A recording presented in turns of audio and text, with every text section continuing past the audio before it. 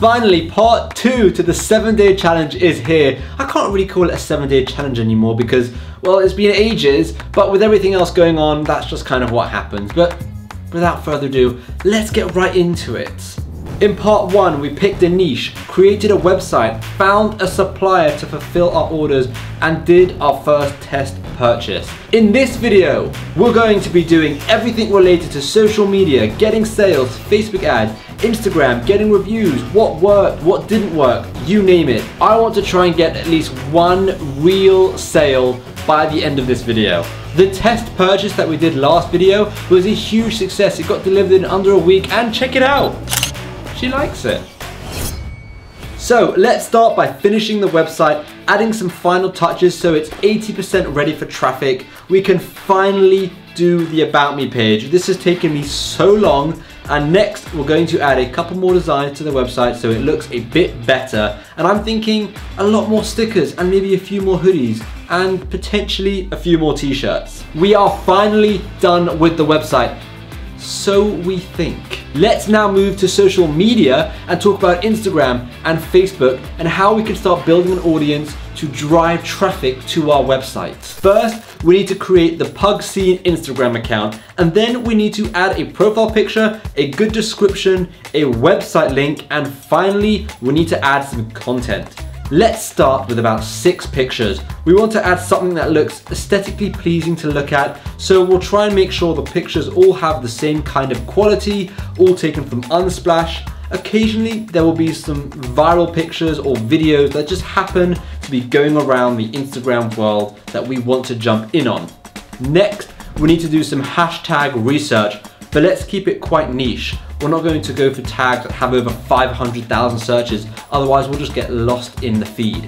Right, Instagram is ready to get some followers, so now it's time to actually find similar pages, start following other people, interacting with their posts, commenting, liking, and that way we can bring some followers into our page, which by the way, at this point in time, has 66 followers, which isn't bad, considering I have been working on it for about a day. Our aim is to get to around 500 followers before we start posting t-shirts or stickers or hoodies. We're just posting cute pictures of pugs at the moment. Whilst that's happening, let's connect the Facebook page and also create a Facebook group, because a group is a lot more interactive and groups are becoming a lot more popular nowadays. We should also be making TikTok and YouTube and Pinterest, but for now, we're going to keep it nice and simple with just an Instagram and a Facebook account. Right, we are now ready for our first ad. This is where it gets scary because we're starting to spend some real money. Let's find an audience using Facebook Audience Insights. We want a super niche and targeted audience of pug lovers. We're going to use this design in our ad because it's funny and it has that virality to it, which by the way, you can check out yesterday's video to kind of see what I'm talking about. But maybe we'll do a special discount, but at the beginning, it's not about money. It's literally just about driving traffic to the website to get some eyeballs on your brand. Okay, now that we have our audience ready and our ad ready, all we have to do is just click publish, and then we wait. I'm gonna wait a few days before I get back to you and tell you about the results, but don't worry, I'm still gonna share it in this video. Okay, it's been a few days. In fact, I actually forgot one of the ads was running, so we spent a bit more money than we actually wanted to, but let's have a look at how the ads performed. They're not amazing, but it's interesting and I want to share it with you anyways because like I said in part 1, this is not about me showing you how amazing everything's going, it's just about me sharing the real life journey, whether it's good or whether it's bad. I want to share it with you so you can see what it's really like starting a print-on-demand business. It's not all rainbows and butterflies. Sometimes you fail and you need to work on it.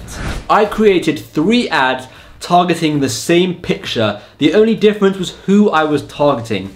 I spent a total of $122.84, which resulted in 335 link clicks, meaning each click cost me an average of 36 cents, which is decent, but it could be lower. And this led to 1 sale. This sounds like a colossal failure, but I don't think it was, and hear me out.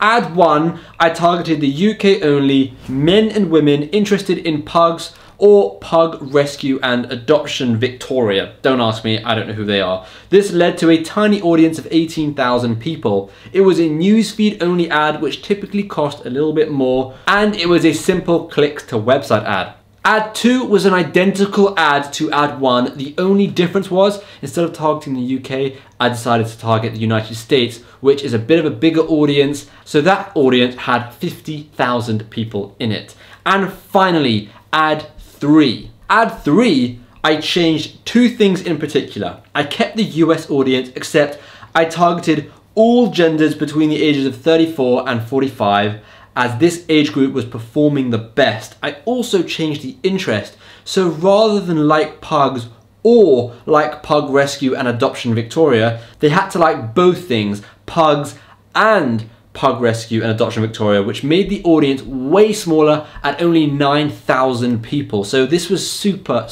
targeted. These 3 ads led to 2 posts.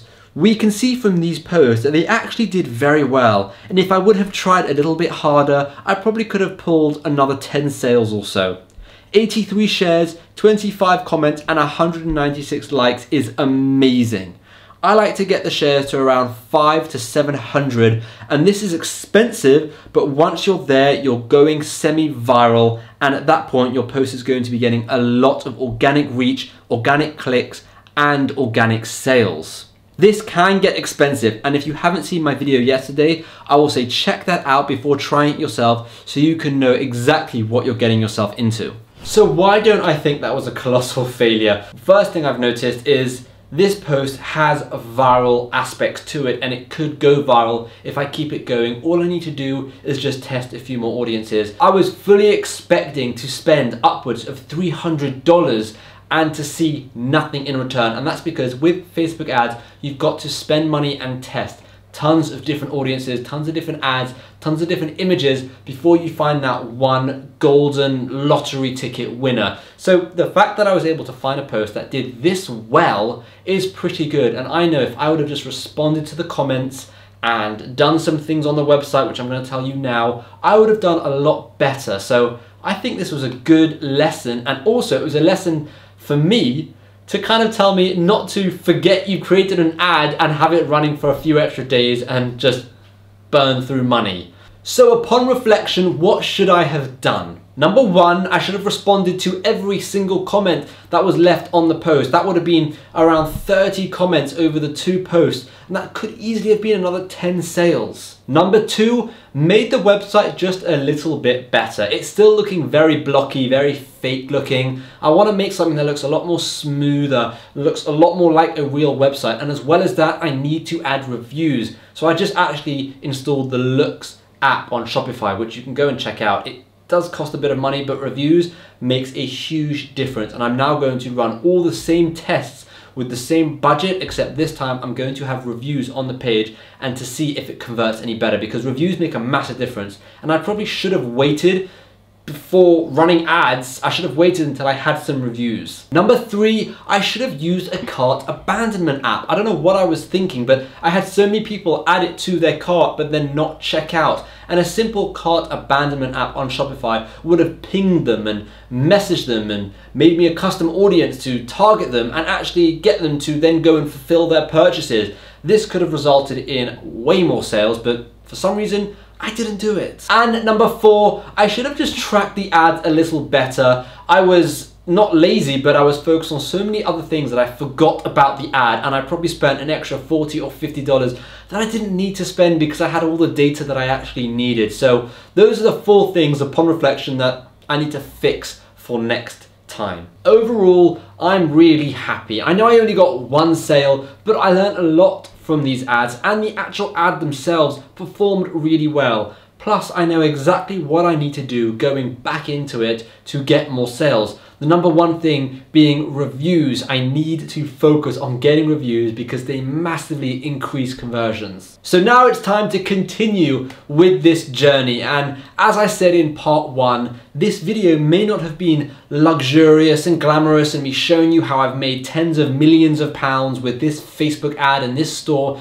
but that's not what this journey is about. This journey is just about documenting a true real life experience of starting a print on print-on-demand Shopify store, creating ads, testing, spending money before you find what really works. And I wanted to bring you along this journey because, quite frankly, I'm sick of seeing all these YouTubers and Instagrammers only show you the good stuff and what's working, and everyone just thinks, oh my gosh, they're so successful, when in actual fact they fail so much as well. They just don't share the failure. So I'm happy to share every element, the failure, the success, all of it, so you can see the real life experience of setting up a print-on-demand Shopify store. Hopefully with new developments, I'll make a part 3 and a part 4 and a part 5. But for now, I'm going to go back to the drawing board. I'm going to use the ads. I'm going to use the targeting and the retargeting of people who've already been to the website. I'm going to get some more reviews. I'm going to download a cart abandonment app, and I'm going to ramp it all up so that I can start getting even more sales. Thank you very much for watching. Hopefully you'll join me or continue joining me on this journey of going from nothing to setting up a successful print-on-demand Shopify store.